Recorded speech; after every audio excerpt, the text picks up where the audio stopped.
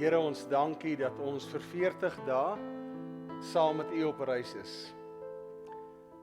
Ja, Here, ons is vandag by week 4. Ons het begin om die mag van gewoontes in ons lewens, om dit te ontbloot. Ons het 'n ander blik op gebed leer ken, Here. Verlede week was dit die voorreg om saam te kon besin, Here, oor ons verknogtheid aan dinge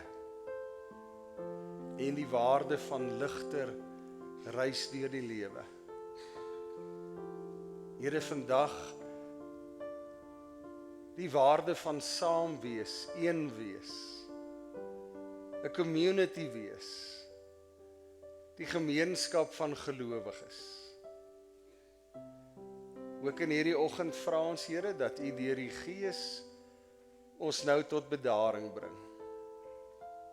Here, dat U vir ons nie net aanraak nie, maar ook in hierdie oggend kom verander, ons denke vernuwe, as ons uit U woord ook delf,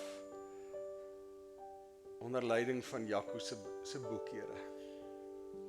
Wees dan nou met ons, U diensknegte, U diensmaagde, Here, is vanoggend hier om deur U aangeraak te word. Ons stel onsself nou beskikbaar vir die werking van U Gees wat in ons woon, in ons en dan, Here, ook deur ons.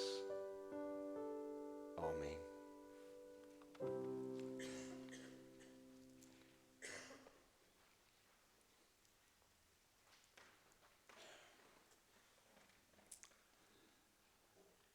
Ons tema vanoggend in saam wees vind hoop 'n tuiste. Ons gaan later stil staan by 4 skrifgedeeltes waarvan die een 'n direkte verband lê tussen hoop, die karakter van hoop en dit wat plaasvind waar die liggaam van die Here vergestalting vind, waar ons die voorreg het om saam met mekaar daardie eenheid te beleef en daarin te deel. Ek wil net miskien sê, ons moet, as ons aan hierdie erediens ook dink, onthou die hele reeks gaan daaroor dat ons sy lig is en dat ons die 5 gewoontes van die vroeë kerk ontgin wat hulle gebruik het om hulle lig helderder in hierdie wêreld te laat skyn. En uiteraard, soos ons reeds gesê het, die manier hoe my lig skyn is deur wat ek doen, my dade waar ek gewoon leef en werk. Ek wil ietsie deel uit my eie ervaring van wat ek kan agterkom, hoe werk saam wees, community, en uiteraard die gevolge daarvan. Ek volg vir baie jare die reeks oor die megaboere, en mens stel sekere lyne op wat regdeur dit gaan, of dit nou hierdie familie is, of daardie familie, of watter boerdery ook al. Die dinge wat ek optel, is dat dit van geslag tot geslag kom, dat daar 'n deurlopendheid is, dat daar 'n familie is, wat deel in hierdie besigheid, dat dit pa en ma is, dis oupa en ouma, dis boetie en sussie, dis hulle vrouens, dis die kleinkinders, wanneer hulle klaar studeer het, wat terugkom en deel word van die besigheid. Die wonderlike wat almal vir jou sê is, elkeen word betrokke in hierdie besigheid, hierdie boerdery, op grond van hulle gawes. As dit die oues wat handvaardig is, hy is in beheer van die werkswinkel. As dit die een is wat vir syfers baie lief is, hanteer daardie syf van die besigheid. As dit die een is wat met mense kan werk, hanteer die bemarking. Elkeen word toegelaat om te wees wie hulle is, in die groter prentjie van die saamwees in hierdie boerdery. Die wonderlike is, die seën wat dan kom, want hoe groter die boerdery word, hoe meer word die seën, maar die vloei daarvan. Dat dit 'n lyn is, dat jy op hierdie plase sien, daar is skole wat gebou word vir die werkers, daar's klinieke wat opgerig word vir die werkers, daar is behuising wat gebou word vir die werkers. Vir die kinders wat die potensiaal het, word daar beurse gegee om te gaan studeer. So kan ons aanhou. Dink maar aan Bruitenpolse as 'n voorbeeld. So ons sien hier daar's 'n saamwees, maar hierdie saamwees is 'n saamwees met oop arms, wat gee, primêr dan beginnende by die werkers. Iets anders wat ons in die week beleef het, en dit was asof die Here vir ons iets daardeur wou sê. Ons preekgroep vergader maandagaande. So verlede maandag het ons gesels oor hierdie hoofstuk, die karakter van saamwees. En hier by 6:30, toe almal nou begin aankom, toe daar langs by my bure 'n konsternasie. Nou julle weet ek voer die voëls en ek het 2 hadidaas wat elke oggend my wakker maak. Hulle het nes gemaak in die boom agter. En die kleintjie, omtrent die grootte, val uit die nes uit. En 'n hond kry hom beet. Maar gelukkig net een byt. Ons buurvrou oorkant die straat, ou Jenny sê, maar ek ken iemand wat 'n rehabilitasiesentrum het vir voëls en sy vat hierdie hadidaa om te besorg dat hierdie hadidaa versorg kan word. Die 2 ouers sit op die dak en hulle begin skree. Dis nie 5 minute nie. Toe is daar seker 15, 16 ander hadidaas wat kom en kom saam skree. Jy kan daai 2 ouers, daai hartverskeurendheid van hierdie roepe en hoe die gemeenskap van hadidaas daarin deel. Later gaan die ander terug huis toe, hulle 2 bly. Ons maak so 9:00 klaar. 9:00 toe roep hulle nog steeds. Die volgende oggend vroeg toe sit hulle weer daar en hulle roep weer. En daar kom weer van die ander hadidaas. So self in die dieregemeenskap is die beginsel van daar is community, daar is 'n saamwees, en waarin met een swaar gaan dit met almal swaar. So daar kon nie 'n beter aand gewees het wat so iets kon gebeur as juist die aand wat ons as preekgroep hieroor gesels nie. So was vir my maar net besonders dat 'n ou op hierdie manier ook iets van die hoofstuk kon beleef nog voor ons dit begin beplan het. Ek wil vir 'n oomblik vra dat ons vergeet van alles en dat jy sal fokus op hierdie vraag. Het jy vrede in jou hart? Is jy oortuig in jou hart dat God jou liefhet? En dan sit die sinsnede by, ten spyte van. Want is baie keer wanneer ons oor hierdie onderwerp gesels, en dis veral in 'n hospitaalbed, wanneer dit nie met my goed gaan nie, wanneer die prognose baie sleg is, en ek vra die vraag, maar is jy seker dat die Here vir jou oneindig lief het, vir jou aan die kruis gesterf het, wat hierdie bykom? Maar ek, as ek kyk na my lewe, dit wat ek al gedoen het, my eienaardighede, my menswees, en uiteraard my skadukant. As ek dit alles in berekening bring, vra ek weer die vraag, is jy oortuig, het jy vrede in jou hart, dat die Here jou liefhet? Want dit vorm die basis van wat ons ook al vanoggend oor gesels. Want 'n community, 'n gemeenskap van gelowiges, kan slegs bestaan as daar wederwysige bande van liefde is. En daai liefde begin primêr met my verhouding met die Here en die sekere wete dat hy vir my lief is. En dan 'n tweede vraag, kan ek dan ander lief hê, soos myself, dis die groot gebod, ten spyte van wie hulle is, ten spyte van wat hulle al gedoen het, hulle eienaardighede, hulle skadukant. Ons weet dat die Here ons liefhet, onvoorwaardelik, ten spyte van enigiets. As ons dit aanvaar en ons doen dit, kyk vanoggend rondom jou. Wie jy ook al met jou oog kan raak sien, is deel van die huisgesin van die Here, die gemeenskap van gelowiges.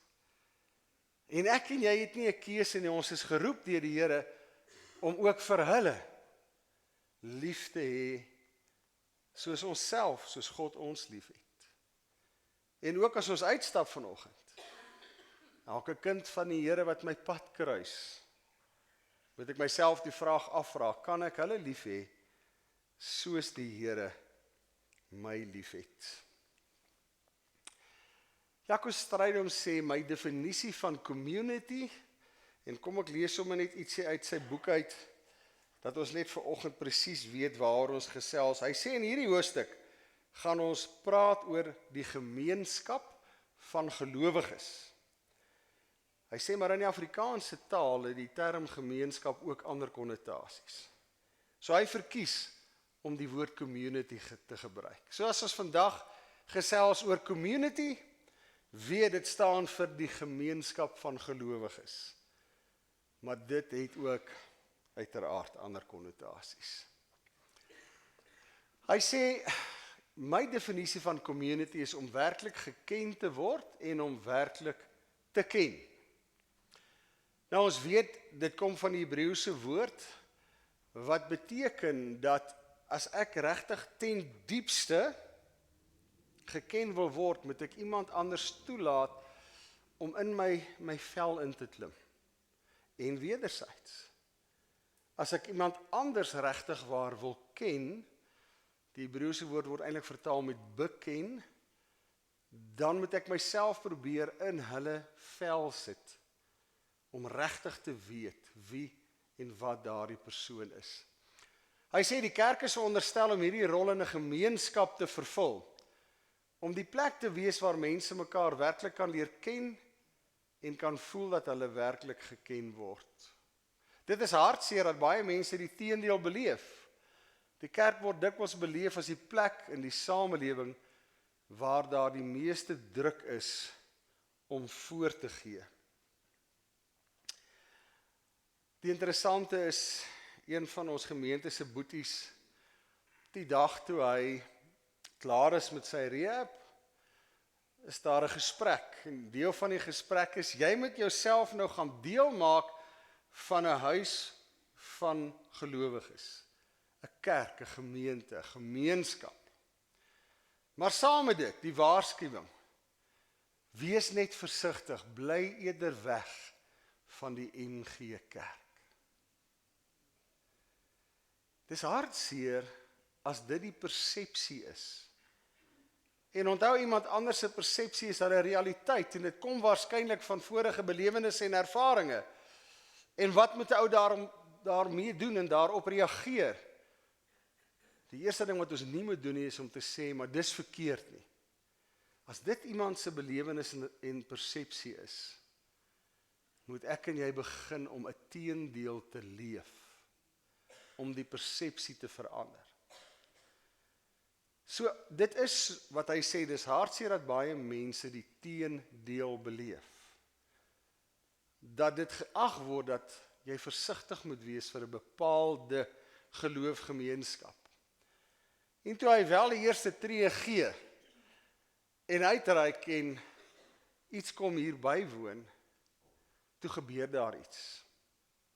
Hy beleef iets van community. Hy beleef dit dat iemand na hom toe kom en sê, maar jy's niet. Iemand wat belangstel in my wie ek is. Iemand wat my wil leer ken. Iemand wat sê, maar weet jy, wil jy nie deel word nie? Ons het 'n jeugsel. En onmiddellik word die community waarteen hy gewaarsku is, die community met die oop arms wat sê, jy's welkom hier, word deel van ons. Dis hoe ons die verskil kan leef in 'n realiteit in 'n wêreld soos hierdie. Die interessante, as ons maar net die geskiedenis vat van uitsluiting. As jy 'n swart pak, 'n wit hemp en 'n wit das gehad het, was jy deel van 'n trappie hoër. Die dames wat die beste hoed en die mooiste rok gehad het, was net 'n trappie hoër. Alles elemente van uitsluiting wat my in 'n posisie stel dat ek dalk nie met jou kan kompeteer nie. Dank die Here, daai seisoen is lankal verby. Henry Nouwen, home is where we can laugh and cry, embrace and dance, sleep, long and dream quietly. Eat, read, play. Watch the fire, listen to music, and be with a friend. Home is where we can rest and be healed. Dis 'n gemeenskap van gelowiges. So met 'n kerk funksioneer. So met 'n gemeente lyk. Dit moet 'n gemeente doen as jy wil sê, in ons saamwees kry hoop weer 'n tuiste. 'n Plek waar 'n mens hoop kan vind. Ons het begin deur te sê, glo jy dat die Here vir jou lief is, maar kom ons wees eerlik, as ons oor hierdie hoofstuk gesels, dit gaan oor die saamwees van mense wat so naby aan my is, word ek mee gekonfronteer, moet ek hulle lief hê? Ja, ek moet. Dit is moeilik om vir iemand lief te wees, vir wie hulle is, en nie vir wie ek wil hê hulle moet wees nie. Dis die hartseer van baie verhoudings wat skeefloop, dis die hartseer van baie huwelike, wat spanning beleef. Ek het jou lief, maar voorwaardelik. Nie vir wie jy is nie, maar vir wie jy vir my kan wees. Wie ek wil hê jy moet wees. En as jy nie is soos ek wil hê jy moet wees nie, lei dit tot spanning. Dis moeilik om vir mense lief te wees wat nie aan ons verwagtinge voldoen nie, want ons het ons eie standaarde waaraan ek mense meet. So baie keer hoor jy dat iemand sal sê, weet jy wat, hierdie persoon tik net nie die boksies nie. Ek het my lys van standaarde, of dit nou iemand is wat ek 'n onderhoud mee het vir 'n werk of wat ook al, maar ek en jy is gewoond om lysies te hê en ander moet daaraan voldoen voordat jy welkom is of deel word of wat ook al. Die vraag is of my eie standaarde in ooreenstemming is met wat die Here Jesus sou wou gehad het. Dit is moeilik om mense lief te hê terwyl ons fokus op hierdie standaarde is en dit maak nie ruimte vir andersoortigheid en ander uniekhede nie. Want hoe lyk my standaarde? 99% kan ek daai boksies vat en as ek myself as kandidaat stel, dan tik ek hom.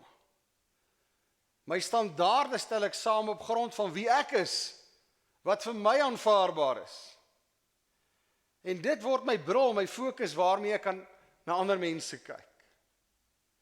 En enige iemand wat nie lyk soos ek nie en nie doen soos ek nie, is vir my vreemd.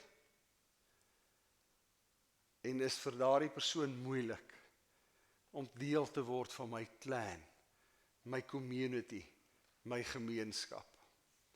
Wanneer ons mense aanvaar vir wie hulle is, transformeer hulle in ons teenwoordigheid tot die beste weergawe van wie hulle is en kan wees.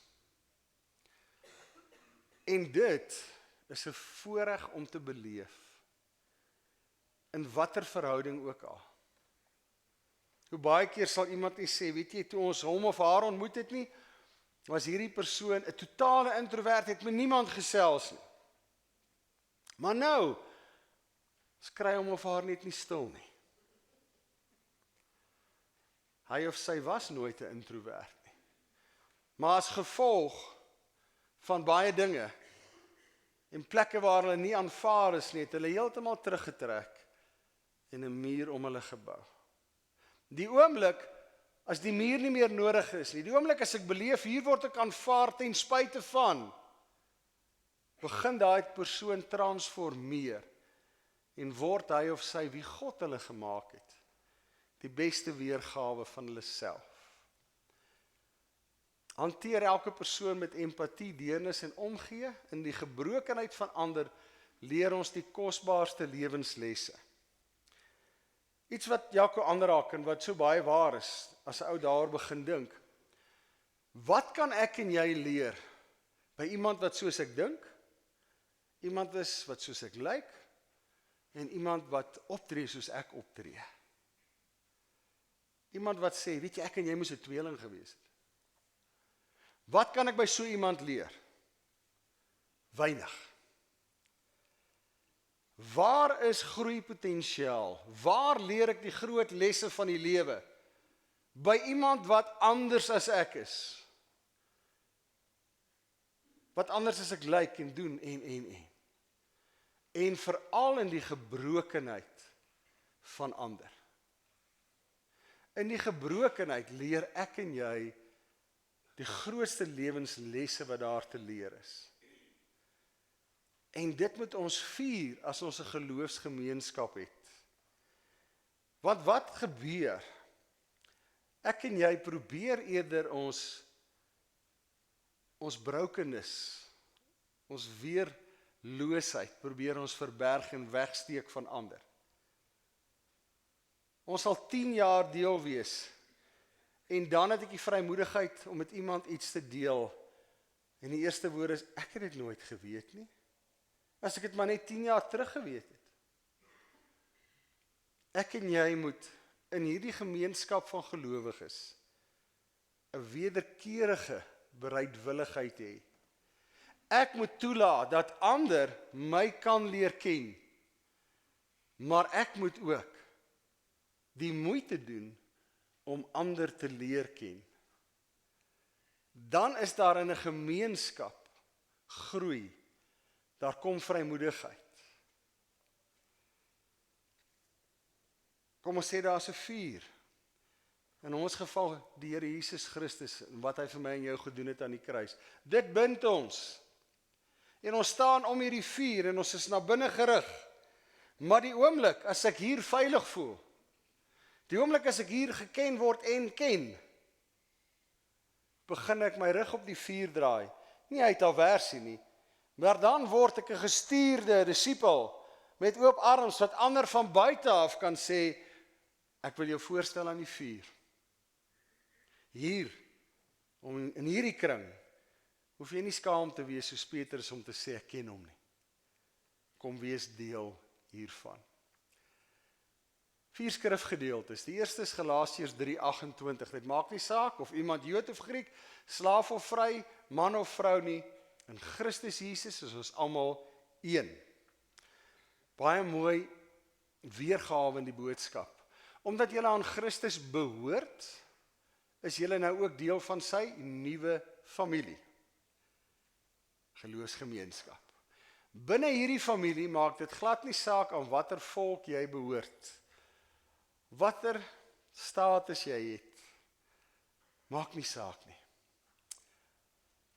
Of jou geslag nie, dit gaan nie daaroor of jy 'n Jood of 'n Griek is nie, of jy 'n slaaf of 'n baas, 'n man of 'n vrou nie. Binne sy familie is almal gelyk. Almal hier binne is nou soos een nuwe mens in Christus. En dis wat die Here ons na toe oproep in sy woord. Galasiërs 3:28.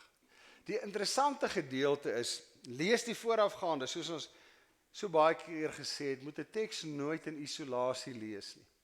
As jy die voorafgaande lees, is daar 'n ewige debat oor die wet en die belangrikheid van die wet. En waar die Here Jesus kom om te sê, maar ek wil julle bevry van die tronk van die wet wat julle self geskep het. Die wet per se is nie 'n tronk nie. Maar as jy hom gaan verfyn na 600 en wat reëls en regulasies wat jy moet nakom om die Here vreugde te bring, dan word dit 'n tronk wat jy self geskep het en die Here Jesus probeer sê, ek wil julle bevry van die tronk. En deel van die tronk wat hulle self gebou het is om te sê, maar ons is eksklusief Jood uit Abraham, Isak en Jakob. En ons het nie ruimte vir die ander nie. Lukas 15, in daardie tyd was dit die mode vir die godsdienstige leiers om na Jesus te kom luister en hom te kritiseer oor alles wat hy sê en doen. Net op 'n synota, as ou daardie gedeelte lees, dink baie keer aan die gesprekke waar ek en jy betrokke is. Dink baie keer aan die artikels wat ons lees. Die gewoonte is om te kritiseer oor alles wat iemand sê of doen. Dis 'n slegte narratief wat in die samelewing posgevat het. Jy kyk na die negatiewe, die misstap. 2 weke terug was Engeland die rugbyspan wat 10 wedstryde in 'n ry gewen het. Die pers het gesê, waarskynlik die beste rugbyspan wat Engeland nog ooit gehad het. Definitief die 2027 wêreldkampioene in wording. Toe gebeur die onmoontlike. Hulle verloor teen Skotland en gister teen Ierland. Dieselfde pers wat hulle 2 weke verhef het tot die beste ooit, vra die vraag, hoor die afrigter hier? Is dit nie tyd om hom te fire nie? Wat is fout met die kaptein? Dis tyd vir 'n nuwe kaptein. Moet daar nie gekyk word na ander spelers om die groep van 23 uit saam te stel? Hoe kan jy in 2 weke van die beste span in die wêreld vorder tot hier? As jy daai kritiese ingesteldheid het, is al wat ek doen, en dis wat hierdie Joodse leiers gedoen het. Op 'n dag was hulle weer vies vir Jesus, omdat hy saam met 'n klomp mense geëet het, en in hulle oë was hierdie mense onrein, want hulle het nie aan die Joodse godsdienstige reëls en wette nagekom nie. Jesus sê toe vir hulle, sê my, wat sal julle maak as julle 100 skape het en een raak weg? Sal julle nie die ander 99 net daar in die veld laat staan en dan een gaan soek wat weg is nie? Die Here se hart oor mense is anders. Die Here sien nooit die negatiewe, die lelike nie. Hy het dit nooit gesien in Petrus nie. Hy het dit selfs nie aan die kruis in die moordenaar se lewe gesien nie. Hy het nie daar gehang om dowe neute nie. Hy het daar gehang oor wie hy was en wat hy gedoen het. Maar die Here oordeel hom nie daarvolgens nie. Maar ook in sy samelewing, soos in ons samelewing, was daar die geneigtheid om te fokus op die negatiewe, die oortreding, en 'n persoon op grond daarvan uit te sluit en te verketter. Jesus bid vir sy disippels, Johannes 17. Ek bid dat hulle almal, hulle is ek en jy, een mag wees, die eenheid, die gemeenskap, die community. Net soos u Vader in my is en ek in u, dat hulle ook in ons mag wees, sodat die wêreld kan glo dat u my gestuur het. 'n Ongelooflike ryk teks. En dit sluit aan by die beeld van die wingerdstok en die lote. Die Here Jesus is besig om in gebed met sy Vader te wees. En dan sê hy, Here, soos ek en u is, ons is een, moet hulle wat in ons is, met ons een is, tog ook een wees met mekaar. Kom ons lees dit in die boodskap, vir hulle bid ek ook. Vader, gee dat hulle in loyaliteit teenoor mekaar soos een man sal saam staan. Vader, u weet hoe heg en intiem ons verhouding met mekaar is. Ons belange, denke en dade is totaal een. Gee asseblief dat hulle verhouding met mekaar en veral met ons net so heg en intiem sal wees. As die mense in hierdie wêreld sien hoe die gelowiges saam staan en saamwerk, sal hulle oë daarvoor begin oopgaan dat u my na hulle toe gestuur het. Om waarde te gee aan ons boodskap, om gewig te gee aan ons boodskap, om geloofwaardigheid te gee aan ons boodskap. Kyk die wêreld na ons en hoe ons met mekaar omgaan. En as hulle na ons kyk soos Gandhi gekyk het, kan dit so hartseer wees dat hulle sê, ek sien nie eers vir Christus kans nie. Maar as ons anders leef, soos hierdie eerste gemeentetjies geleef het, dan sê hulle, as hulle so leef, dan moet ek hulle Here ontmoet. Dan moet hulle Here iets besonders wees. So, ek en jy het 'n uitdaging. Laaste teksgedeelte, Efesiërs 4, vers 3 tot 4. Lê julle daarop toe om die eenheid wat die Gees tussen julle gesmee te handhaaf, deur in vrede met mekaar te lewe.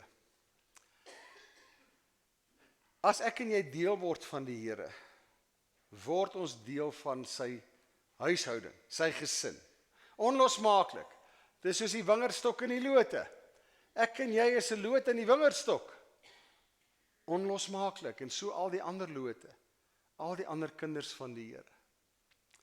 Daar is een liggaam en een gees. Daar is een hoop, ons is terug by die hoop, waartoe God julle geroep het. Die Heilige Gees het ons die een hegte span vir God gemaak. Hierdie een wees en saam wees, moet ons tot elke prys bewaar. Ons moet nie toelaat dat enige iets tussen ons kom, wat die goeie verhouding tussen ons bederf nie. God is nie verdeel nie. Daar is net een liggaam van Christus, daar waarvan ons deel is, en net een Heilige Gees. Ons almal se hoop is ook een en dieselfde. So as ons oor hierdie hoofstuk gesels en oor community, saam wees van die huisgesin van die Here, is die skrif baie duidelik. Dis hoe ons is, dis ons DNA sy kinders, en dis wat hy van my en van jou verwag.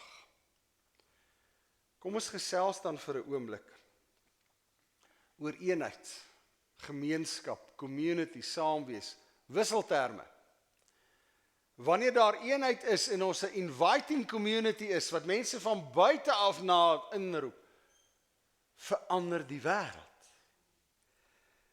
In ons familie is daar gebruik, en ek het dit die eerste keer beleef, die dag toe ek en Mariaan getroud is, oom Louis het op 'n stadium die mikrofoon gevat, nie vir 'n huildronk nie, om my as nuweling in hulle familie te verwelkom.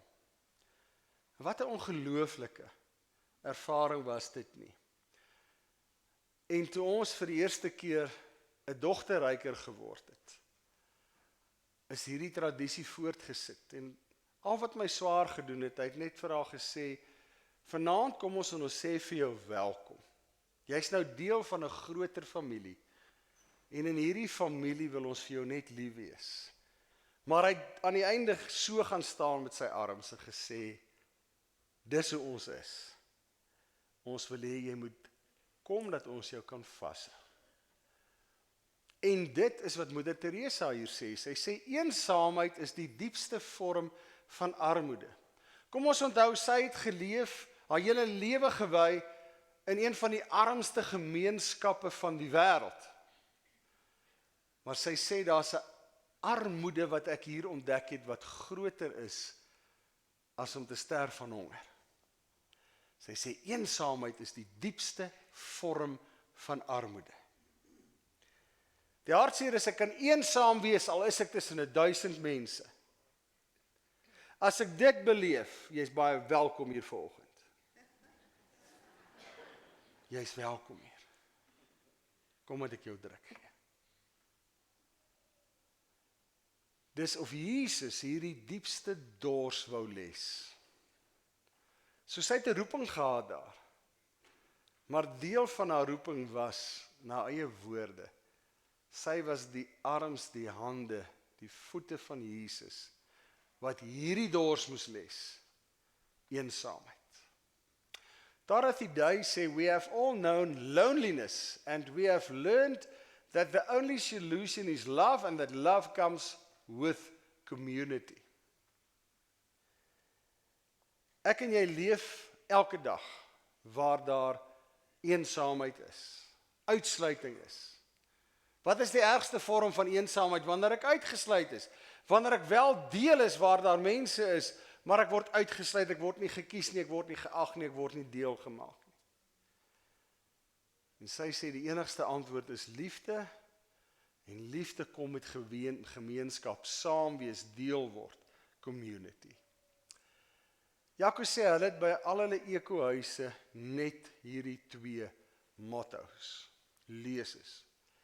Don't tell them Jesus loved them, till you're ready to love them. Ek kan jy nou indink, terwyl hy was, het hy gesê, een van die ouens, ek het vandag vir jou 'n nuwe kamermaat gebring, ontmoet X, hy is vandag vrygelaat vir moord. Sy vonnis uitgedien vir moord. Was hy onmiddellik lief vir hom? Ek dink hy was verskriklik versigtig. Don't tell him that Jesus loved them till you ready to love them. Omdat ek jou leer ken het. Omdat ek jou toegelaat het om my te leer ken, kan ek op 'n punt kom wat ek vir jou kan sê, en weet jy en glo jy dat Jesus jou lief het, ten spyte van wat jy gedoen het. Tweede keer lese, presence make the difference. Teenwoordig, gee iemand in die plek van iets, gee jou eie teenwoordigheid. Die wêreld kan verander word deur presence. Be present in your presence. Om daar te wees in jou teenwoordigheid, verander situasies, mense, lewens, hartseer, en so kan ons aanhou. Eenheid, gemeenskap, community, saamwees, is nie eendersheid nie. Ons dink as ek iemand aanvaar en deel maak van my kring, dan moet ek nou word soos hy of sy. Of ek het die ander verwagting, hy sal word soos ek. Eenheid is nie eendersheid nie. Eenheid is om ruimte te skep en te sê, jy kan deel wees, sonder. Dit is vir my so lekker, soggens, ons is maar almal vroegerig hierso, ek sit in die kantoor en gaan vir 'n laaste keer deur my preek, om te sien die interaksie tussen die tegniese span en die musiekbediening, hoe hulle saam kuier, hoe hulle saam koffie drink, hoe daar koffie en beskuit is, hoe daar vanoggend melktert was. Daai eenheid, daai community is vir hulle kosbaar en hulle koester dit en gee aandag daaraan. Teenwoordigheid is om iemand in plaas van iets te wees, want iemand bou herinneringe. Iets kan nie herinneringe bou nie. Ek kan terugdink aan al die momente saam met byvoorbeeld my pa en my skoonpa, my ander pa. En dis die herinneringe van wat ons saam gedoen en beleef het, wat bly. Ek onthou nie wat my pa vir my gegee het toe ek 4 jaar oud was nie. Die iets is nie belangrik nie. Die iemand. Liefde neem toe as afstand krimp. Wanneer is iemand nagenoeg aan my? Wanneer ek daai persoon kan hoor fluister. Met ander woorde, ek laat iemand toe in my 1 meter persoonlike ruimte. Community, gemeenskap, saamwees word gespel togetherness, you and I. Community gee God se liefde 'n gesig. En dis hoekom ons boodskap geloofwaardig raak. Want God kry 'n gesig in hierdie wêreld. Sal nooit vergeet die broodjie uitreik toe die joernalis van die kerkbode hier was die oggend met die uitreik en ons gee broodjies en elkeen wat hy gevra het, wat beteken hierdie broodjie vanoggend vir jou? Sy antwoord was konsekwent. Dit beteken die Here is vir my lief, die Here sien my raak. Nie 'n enkele verwysing na 'n gemeente wat dit bring of ouens wat elke week hulle tyd spandeer en hierdie broodjies uitdeel nie. Hulle sien die Here raak en hulle sê dis vir my beteken dit die Here is lief vir my. God se liefde kry 'n gesig in community. Communities waar ek aanvaar word en spite van, soos God my aanvaar het. Om 'n broer en 'n suster te wees. Ek wil graag vir julle lees wat Jaco sê. Want ons ken die term broer en suster. Broer en suster was van die sterkste woorde moontlik waarmee jy jou verbintenis met iemand in die Nuwe Testamentiese tyd kon verklaar. So as iemand my aangespreek het as broer en ek iemand aangespreek het as suster, was dit in die gemeenskap van die kragtigste getuie ek behoort. Jou hele identiteit het saamgehang met die gesin waarvan jy deel was. En dit is een van die redes hoekom daar sulke lang geslagsregisters in die Bybel was. Vir my het broer en suster 'n skeldnaam geword. Verwys na 'n verkrampe whatever. Terwyl dit van die grootste voorreg is in hierdie gemeenskap, hierdie community, as iemand my kan aanspreek, as broer en suster, want wat sê ek daarmee? Jy hoort hier. Ek gee om vir jou, met die liefde van die Here, en soos die Here jou onvoorwaardelik lief het, het ek jou ook onvoorwaardelik lief. Hoe kan ek hierdie eenheid, hierdie community leef, sodat my lig, my dade meer effektief kan skyn. Eerlike kommunikasie. Ons is geprogrammeer om te sê wat korrek is, en ons is geprogrammeer om vir jou te sê wat ek weet jy wil hoor. En dis baie keer myle verwyderd van die waarheid. Vir my is die kenteken van 'n goeie vriend iemand wat my in die oë kan kyk en sê, ek dink jy het droog gemaak. Ek het nie iemand nodig om my beeld te poets. Dis nie 'n vriend nie. 'n Vriend is iemand wat eerlik met my kan kommunikeer. Om mense te sien soos God hulle sien, om te leer by die wat anders is, om met oop arms te leef, om die basiese dinge te begin doen wat by gemeenskap, community, saamwees hoort. Dinge net so sit en luister, koffie drink, spring en help, gee 'n drukkie, drink sommer net koffie, wees inklusief, hê inviting, oop arms, stel opreg belang en hou op om judgmental te wees, te oordeel. As ons die oordeel uit ons menswees kan haal, gaan die wêreld 'n beter plek wees. In ons gemeente, enige aktiwiteit is oop vir almal. As ons 'n senior funksie het, baie keer word ons die vraag, maar mag iemand van buite die gemeente? Ja. Bybelstudies by ons afterore, mag iemand van buite die gemeente? Ja. Wat Bram ook al aanbied hier, of dit 'n bus is wat ons reël om kinders te vat Bloemfontein toe vir 'n kamp. Is dit oop vir ander? Ja. Die materiaal wat ek en Bram met baie moeite en ure saamstel, is beskikbaar vir enigeen wat dit wil gebruik. Of dit iemand is wat vir my 'n e-pos stuur uit die Kaap uit, of uit Mpumalanga, kan ek jou materiaal gebruik? Ja, ek stuur dit onmiddellik vir jou. Hier is alles. Om met oop arms na buite te leef. As jy by ons Makiti kom, ons het elke jaar al die kinderhuise wat ons kontak en sentrums, en as hulle beskikbaar is daai dag, is hulle hier. Die vraag is, wat doen ons as hulle hier is? Kry hulle die persepsie, hulle is inviting. Ons gee vir hulle die koevertjies in die bus. Hoekom? Dat hulle nie die vernedering het om hier tussen mense te staan en 'n handout te kry. Maar as hulle hier rond beweeg, hoe hanteer ons hulle? Hoe maak ons met hulle?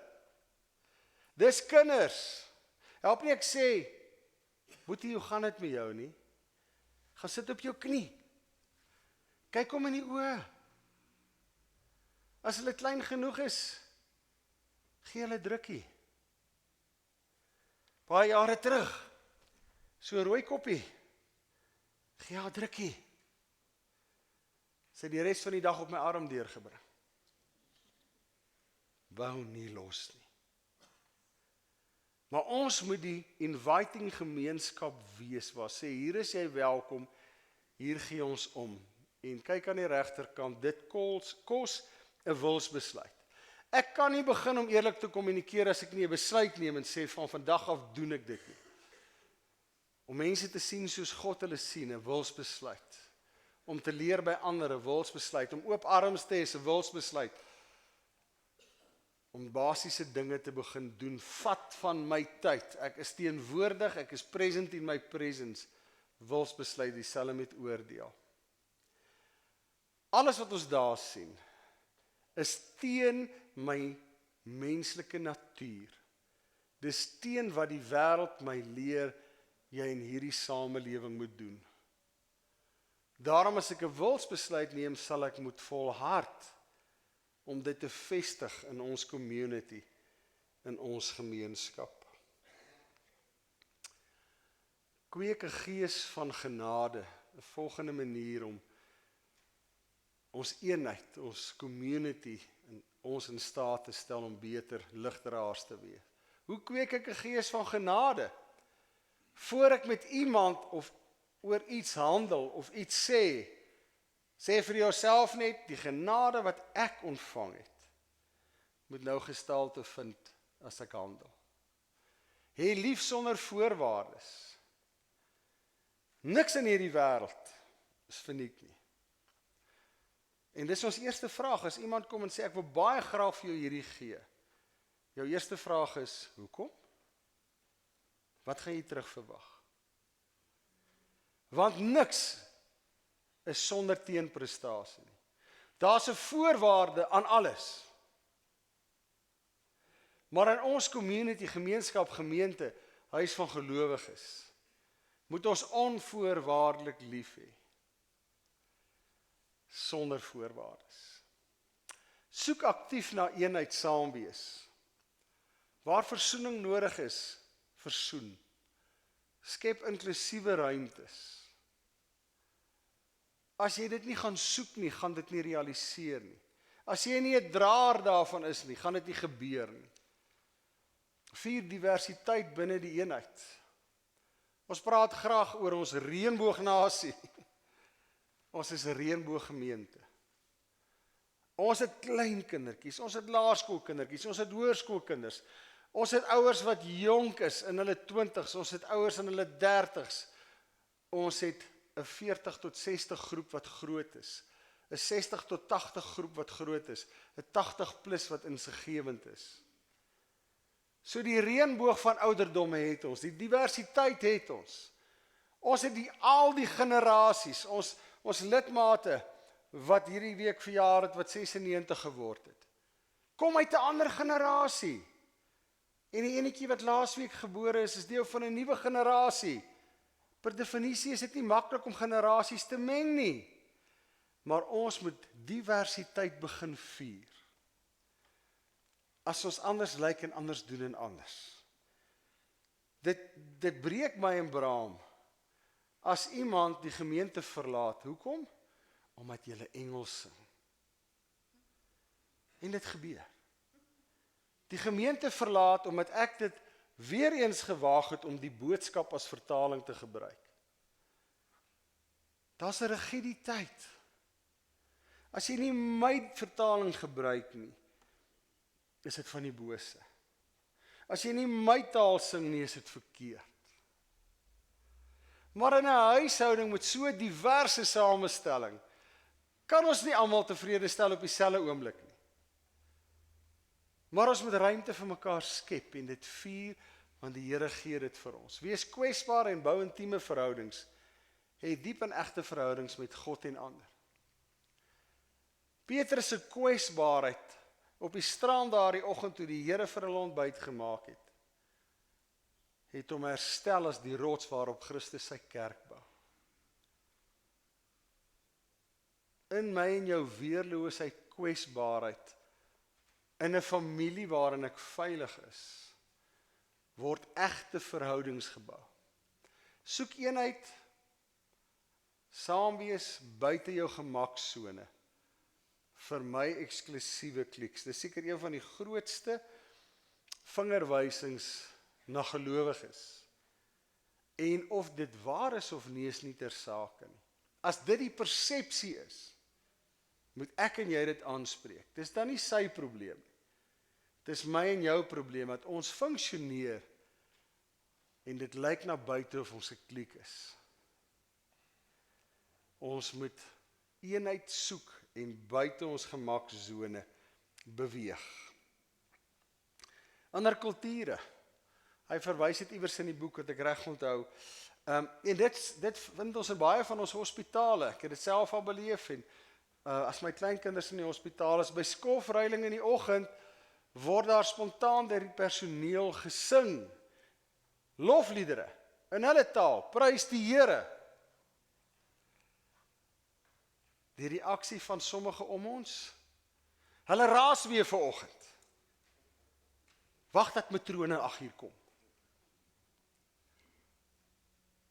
Waarna hy verwys is, daai vreugde het so oorgeborrel. Ek dink hy het dit genoem, 'n heilige dans het ontstaan. Die suster het die voorsanger geword, en ons begin dans in die gange. Die pasiënte wat kon agterna. Embrace, omarm, andersheid. en begin dit najaag. Hoe baie waardering het ons gehad in COVID-tyd. Terwyl geliefdes in hospitale lê en jy mag nie vir hulle sing nie, het hulle geliefdes buite in parkeerterreine begin om groepies te vorm en vir hulle te sing. Geestelike liedere. Daar's baie maniere hoe ek en jy herinnering kan bou, gemeenskap kan hê, al is dit in die moeilikste van omstandighede.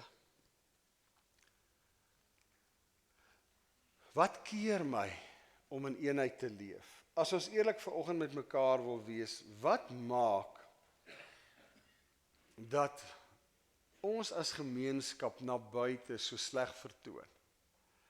Wat maak dat die wêreld ons nie beleef nie, en ons self dalk nie beleef, dat ons 'n huishouding is wat saamgebind word deur die liefde wat God vir ons het nie? Paar dinge. Vooroordeele, kritiese ingesteldheid. Dit word 'n bril waarmee ek na ander in die werklikheid kyk. So as ek 'n negatiewe bril dra die hele liewe dag en ek kyk na jou, gaan ek soek vir die negatiewe, want dis die bril wat ek dra. As ek na die land en sy mense kyk, met hierdie bril is al wat ek sien die slegte. Dis later nie meer lekker om die land te bly nie, hoe gouer ek net hier kan wegkom. 'n Kritiese ingesteldheid. Afstand is veilig. Hoe baie hoor 'n ou dit nie in gesprekke nie. Van hom of haar moet jy net wegbly, so ver as jy kan. Vermy hulle net. Afstand, dit is veiligheid. Maar dit lei aan tot kliks. Saamwees is vir ons, my mense. Hoor jy, ons braai Vrydag aand, maar dis nou net vir ons. Ons gaan nie haar nooi nie, dit is nie deel van ons. Anders is vreemd, selfs gevaarlik. Die labels wat mense kry oor hulle andersheid, dra hulle soms 'n lewe lank met pyn.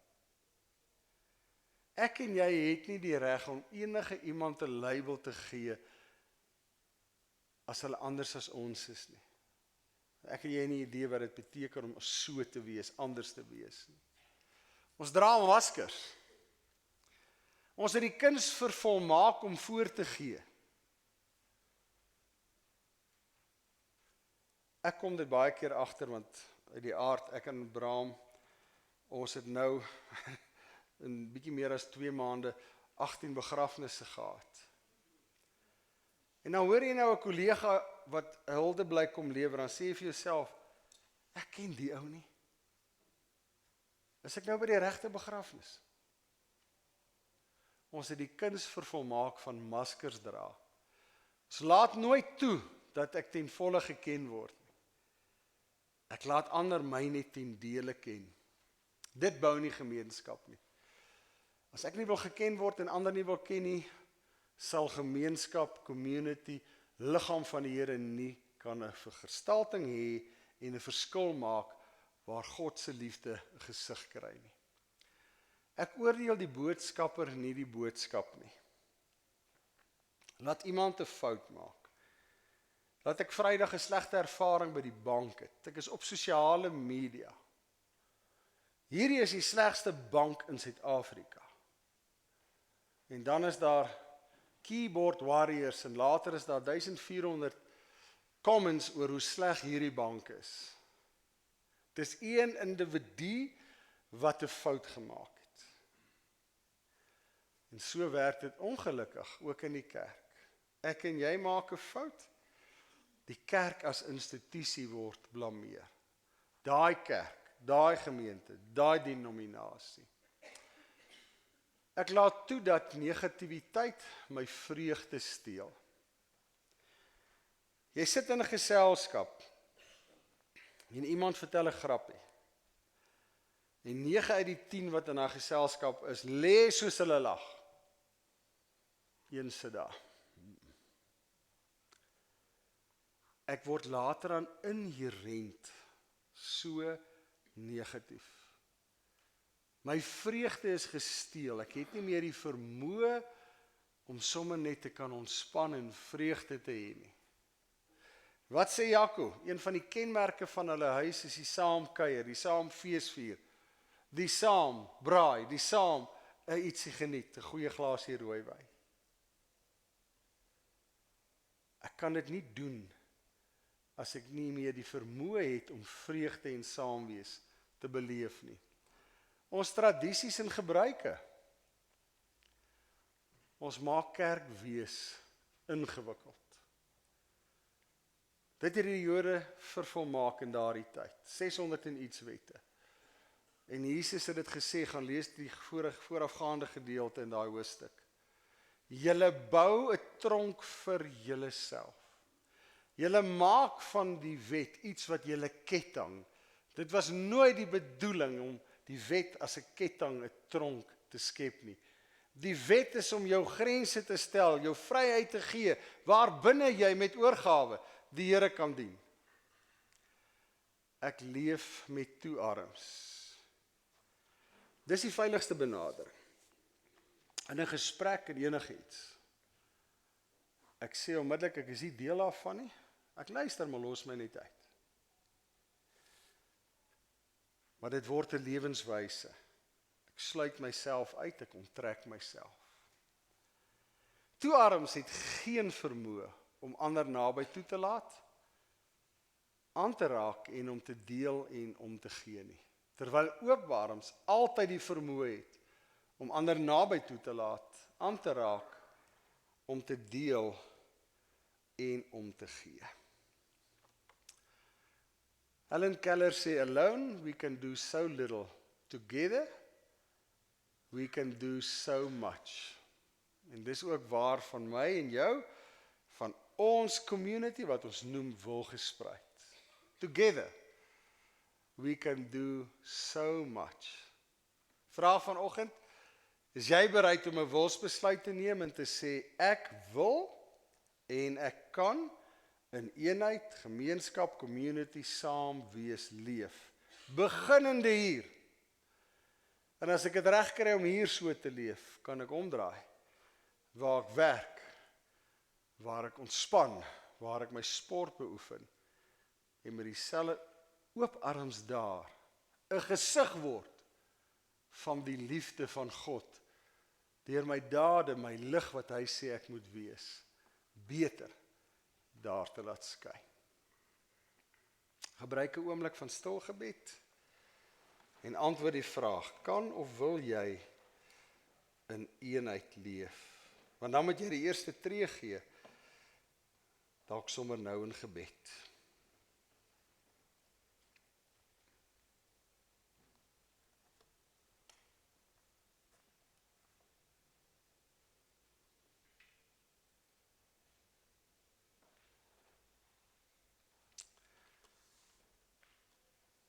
Amen. Na my gebed gaan ons musiekbediening ons bedien met 'n lied, so jy kan so sit en sommer net die oë toe hou en net hierdie lied geniet. Hemelse Vader, dankie dat ek deel van u community, u liggaam, u wingerdstok, u huishouding kan wees. Deel van die 99 skape in die kraal. Maar dankie ook Here, dat daar nie voorwaardes is nie. Dat u myself kom soek as ek afdwaal en u die 99 daar laat. Here, die wêreld neem ons op 'n reis waar ons dinge ervaar. Afstand is goed. Geslotenheid is goed. Dra van 'n masker is goed. Maar Here, dit vernietig gemeenskap, community. Here, lei ons deur die Gees om dit af te gooi wat die wêreld ons kom leer het van gemeenskap van gelowiges. En lei ons deur die Gees om nie net deel te wees van ons community Wilgespreid nie, maar om u gesig van liefde te word, waar ons werk, speel, lag, waar ons ook al mag wees. Ons vra dit in u naam.